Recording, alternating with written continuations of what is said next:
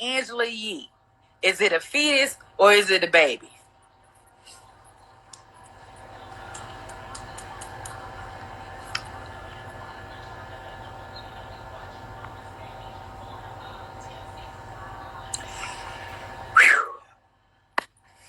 I'm through venting, y'all. Y'all keep me lifted in prayer. Hold on, let me let somebody else on here. Because I know I said I was going to let y'all on, and I just took over the conversation. I'm sorry, y'all. I'm going to give it to y'all. Angie going to be quiet. But, we get to talking and get to having these conversations, and we all, emotional because we want to know what's going on. Hey, how are you? Hi. Hey. I did not know I was going live. Well, you're live. Well, since I'm here, I just like to say thank you so much for what you are saying. I've actually posted a couple of comments on here asking you to please save this live, load it to YouTube, because you are making so many pertinent points. The whole deception behind the Democrats being for the Black community and the Republicans being against. I'm neither. I'm independent. Right. However, when you look at the history of the Republican Party has actually done more with and for the Black community than the Democratic Party. The KKK came out of the Democratic Party, and I learned that as an adult, probably 4 years ago. And when I registered to vote, like many Black people, because of the propaganda, I thought that I should vote Democrat until it was exposed to me, this deception. And I'm like, wait a minute. When you go back into the Reconstruction era, had what was called the radical Republicans. These were people who actually lost their lives, and they believed in a Reconstruction effort because they wanted to save the Union. And of course, with the emancipation of millions of people from the bondage of slavery, it created an inconvenience, if you will, for America from the perspective of white supremacy, because you have all of these well-skilled people. This is pre-technological era, so everything was manual labor. You have these highly skilled workers who've been working for hundreds of years, who are far more skilled in these areas than the average white person. Now they're emancipated. That's competition. So you had people from the North who were concerned about this. And so they understood, well, you can't pack them up and send them back to Africa. Is help them by giving them the opportunity to do so. And this is where these radical Republicans came from, where they actually went into the Confederate South to help establish a space for emancipated African Americans at that time. But this is the part of history that you're not going to learn about. You actually have to search this out. And so then when you look at how the Democrats operate, every single socialized program that we have that has been pushed upon the Black community has been designed to destabilize the Black community. Come on now. It still is. And so I'm very excited, as you can tell by my tone and my voice. And educated. It's so frustrating because you don't hear this type of stuff.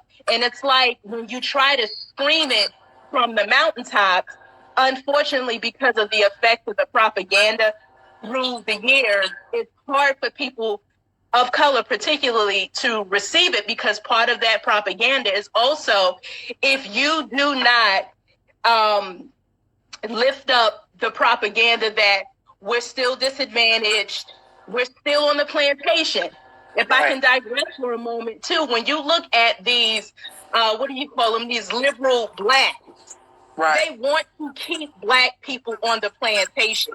This is something that, I've actually come to understand. Like, why do they always, it's almost like a script.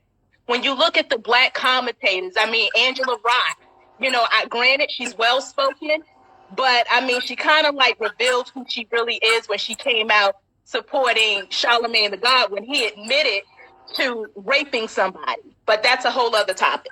That told me right there, you're not really for people, and you're certainly not for women if you can support someone as your brother and then go after the person who actually said, I'm the person he's talking about The victim, on the radio.